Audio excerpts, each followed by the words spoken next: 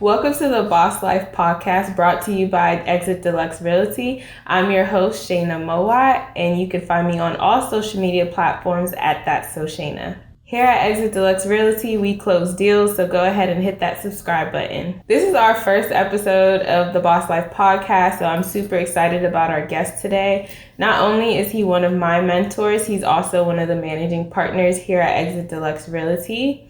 I think most people would agree with me when I say that he's a man of integrity. He's super humble, motivating, and just all around a natural leader. So let's welcome Jamel Wilmore. Thank you for joining us today, Jamel. Thank you for having me. I'm excited to be here. So before we get started on you, tell us what sets EXIT Deluxe Realty apart from other brokerages.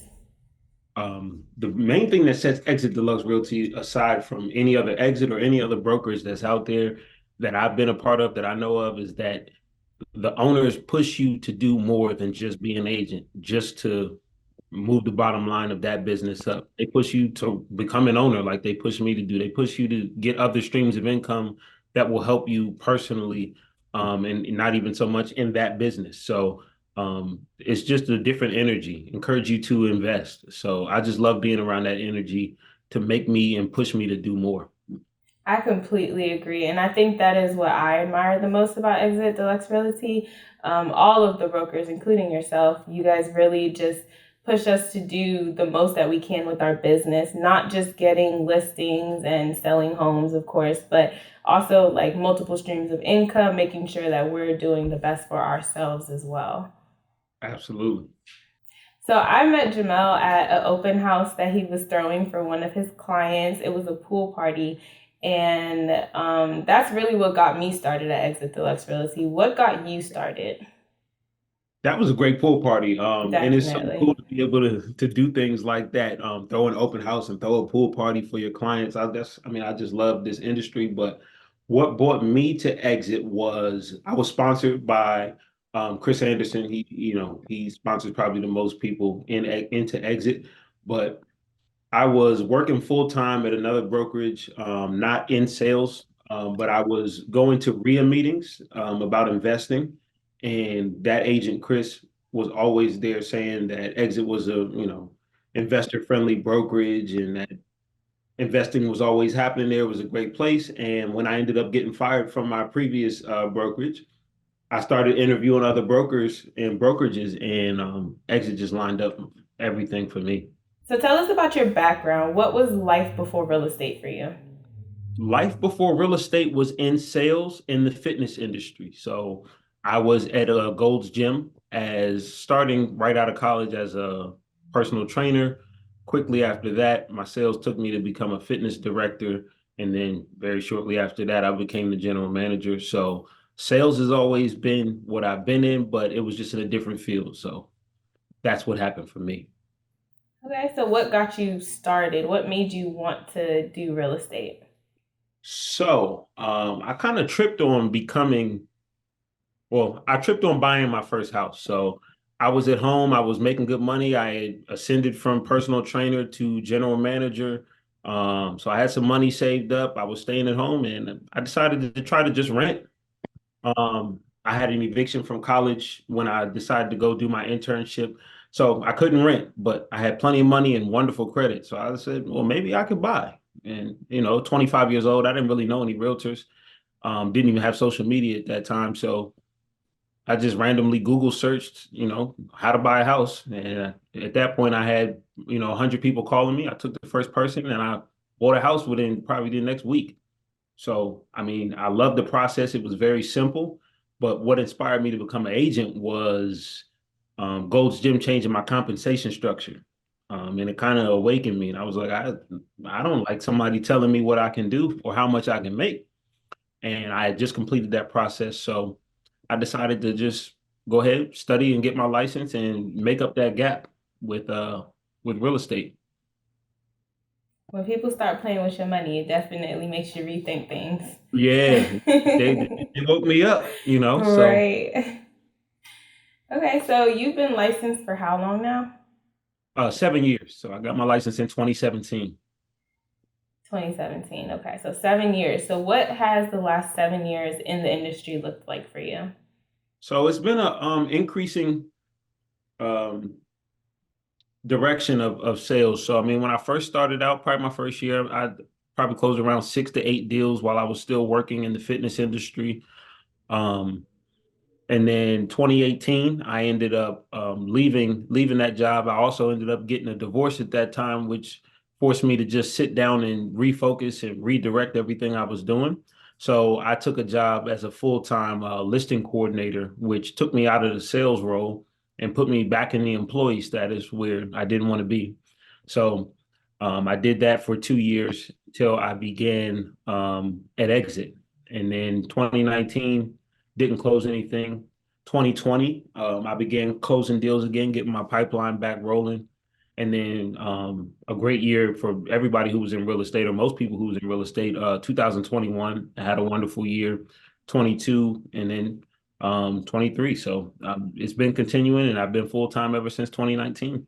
I find it so interesting to hear everybody's like starter stories because so many people think that when you get your license that the business is just going to explode for you, but in reality it takes like a few years for you to really find your lane, and that's why most people don't make it past like the first or second year.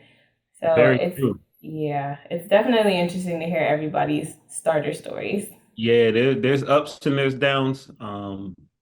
But if you believe you're in the right thing, you should definitely stick with it. Real estate is it's afforded me a lot of opportunities. I've met a lot of people. So I definitely believe in it. Nice. Have you received any like special recognitions or are you part of any affiliations? Some special recognitions within my own brokerage at Exit Deluxe. But no real recognition outside of that. And I don't really do it for the recognition. So I do it because I want Black people owning homes, and I want them represented correctly. And I also want them to create generational wealth. So that's award enough for me. Even if I was getting other awards, that would be the best thing, would be for our people to be in a better spot. See, that's that humbleness we was talking about earlier. Yeah. But let's not skip past that you were awarded Agent of the Year back in 2022. I Oh, believe everybody deserves their flowers, so I'll take those and I'll plant them. Hopefully, not hopefully. I will work to continue to be the best at what I do. And sometimes the best of who I am is the best of where I'm at, and sometimes it's not. But I'm always going to put out the best me. definitely. And I think you do that for sure. So outside of real estate, do you have any other businesses? Yes. So I am an active real estate developer in Baltimore and in other places, but I'm focusing my efforts in Baltimore. I'm also a licensed mortgage originator, so I'm able to do loans, all type of loans in the DMV. Um, and that's courtesy of one of my business partners, Jonathan Harris at Exit Deluxe. When I was having my best year in 2021, most people would just rest their hats on that. And he challenged me. He was like, "You're doing great, and this is your best year, and you're doing the best in here, but you should be doing more." And that's amazing to have a circle that would see you at your best and say, "Yeah, that's not even good enough. You got more." So he inspired me to get my mortgage license. So now I'm a licensed mortgage originator, I'm a realtor, and I had always wanted to be an investor. So I've been investing since 2021 in real estate, and those are the three things I'm doing right now. Okay, so mortgage originator and a realtor. Sounds like you're doing some double dipping over there. It is double dipping, but it's legal double dipping. So it's combining streams of income is the way I like to look at it. I've educated myself with a whole nother license. First Step Financial Services allows me to have that license and be compensated, but yet not do too much of the actual mortgage loan originator work. But I know more than enough to be dangerous. And I know exactly what's going on with my clients. It allows me to negotiate in a much stronger way when I know exactly what the finances look like. So it's just giving me another notch on the tool belt. So I love it. Listen, as long as we're upholding our ethics and keeping our clients' best interests in mind, I am all for not leaving any coins on the table. Absolutely, absolutely. I lost a couple steak dinners and a couple supposed friends, but it's cool. Not everybody wants you to elevate. Right. So, with all that you have going on, how do you balance wearing these multiple hats? So balance comes in really the setup for the mortgage origination. They take 90% of the work, 95% of the work off of my plate for that. So it's really a combined stream of mortgage and real estate. So it makes it very simple for me to be able to do that portion. Um, we spread out the ownership duties here at Exit Deluxe amongst us. So um, it's not too heavy on myself. And then the real estate developing side of things, that's what's unknown. I mean, I'm dealing with contractors, I'm dealing with other properties, I'm dealing with BG&E. So I mean, there's a lot of things that sometimes you just gotta pivot. So that part is not always set in stone, and I'm only on my second flip. So I'm still learning my processes. So I'm getting better with time management and project management as well. Okay. So, I know with like real estate, like your days, like every day looks different, but give us like an overview of what your typical work day looks like.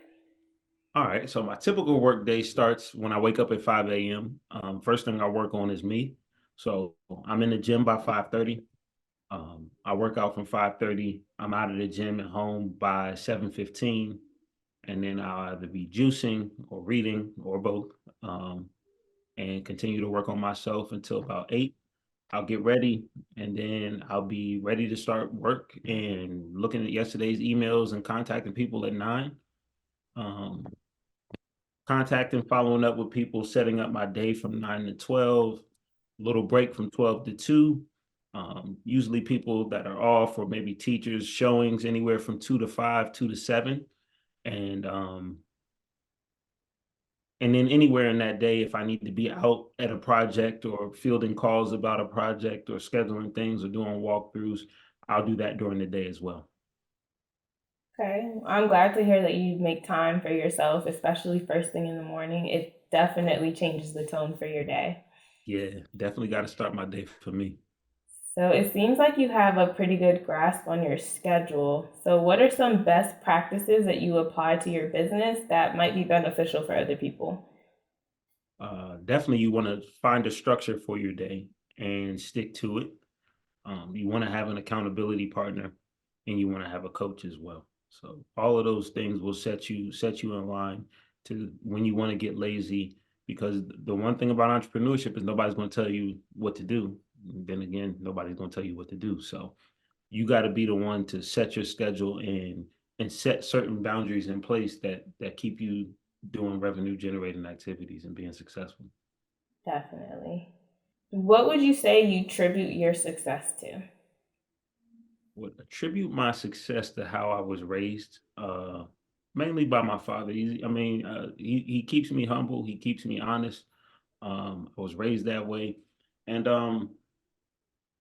really the discipline that was instilled in me and I've carried through myself from playing football in college and high school.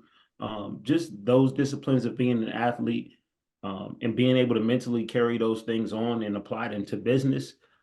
Those things have kept me stable, kept me out of trouble, and kept me on the track where I'm going. And the last thing that I would say would be reading. A lot of young Black men don't read. As I start to actually speak to people and become accountable with us, we don't read. And everything I'm doing, I've read about, especially in the investing. So um, all of that information, everything you want to do is in a book, but you have to take the time to read those things, inspire your mind, and then put those things into action. Reading is a big thing, and you definitely have put me onto a couple books that I just added to my list, and I've been going through over the years that I've known you now.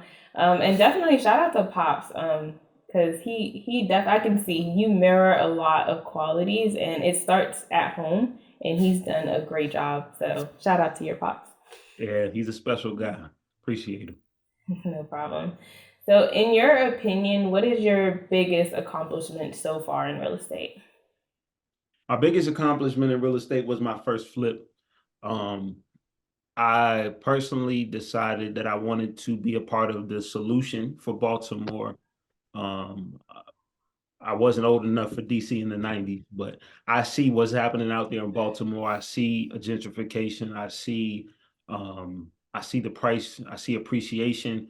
Um, and it's painted in a pretty bad light. So I wanted to buy property there. I wanted to renovate those things. I wanted to restore that place. And I was able to pick a block, buy a house that had been vacant for 10 years, drugs being sold out of the back of it, understand the value, not know what I was doing, do a full gut 3,000 square foot renovation on my first try. It took me way too long, it took me 13 months, but in the end, I raised the value on that block historically by $15,000. So it was great. And I was able to cap that off by selling that to a single black man.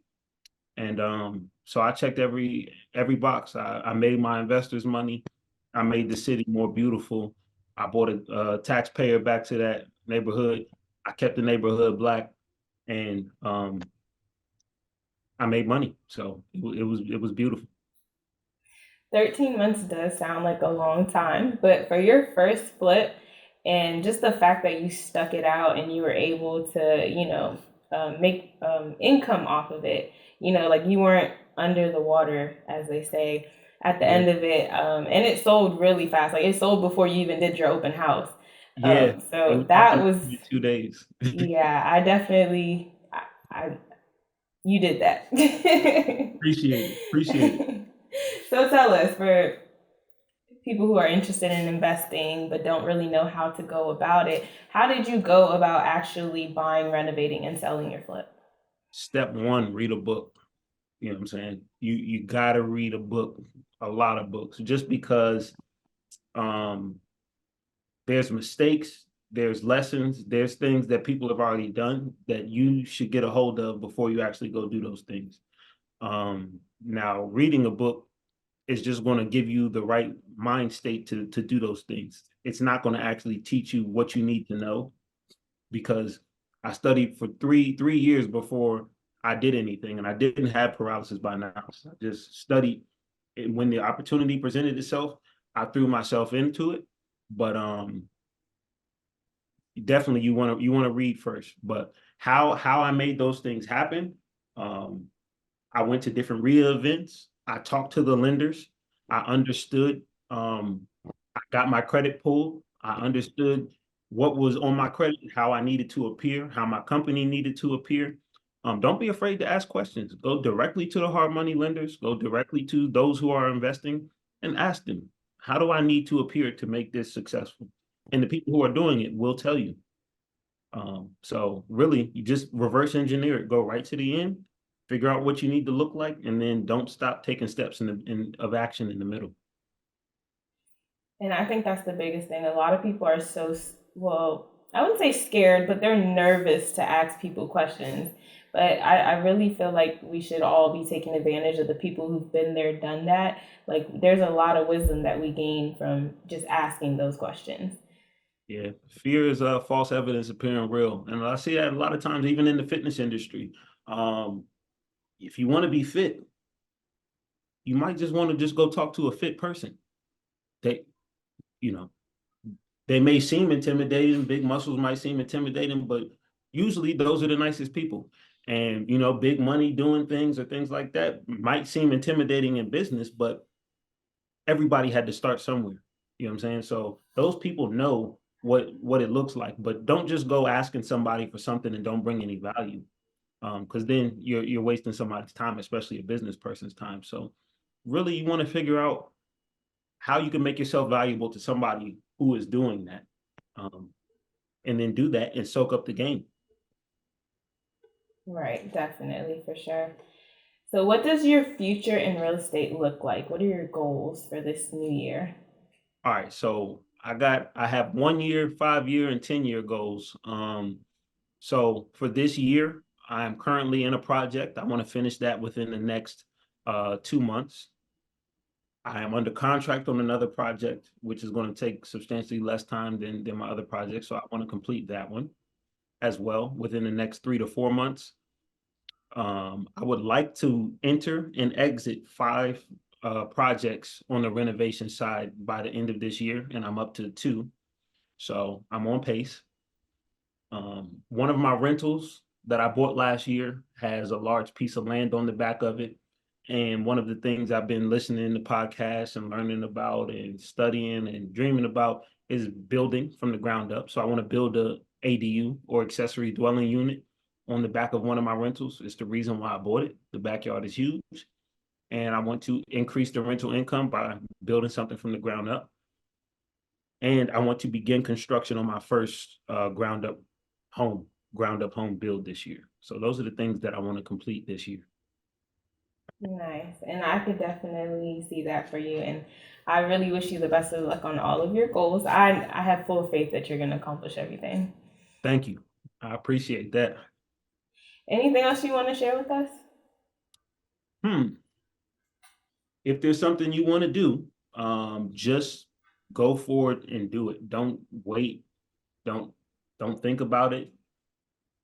Just plan it, write it down, dream about it, and actually take action. So it's cool to have a dream or a goal or different things like that, but you have to take action. So once you figure out what it is you want to do, start walking and don't stop. I like that. Start walking and don't stop. So there is one thing that I have to point out, and it's this ambition that you got across your shirt. Oh, yeah. What's up with that? Ambition is a brand that was started by my good friend Joey Butler. He's an amazing character, amazing guy. If you catch me, I'm 90% going to be wearing Ambition, whether it's through my dress clothes, dress down, whatever. The tagline for Ambition is for the people. So it just speaks to everything about me. I just love that brand. I love putting it on. It's designer to me. It's designer in general, but I love it. And it stands for who I am. So that's the brand I rock. Ambition is a heavy word to live up to, but I think you are definitely doing that. I appreciate that. It speaks to me every time I put it on. So I, subconsciously, it's who I am. So I am ambitious and I wear ambition. I hear that.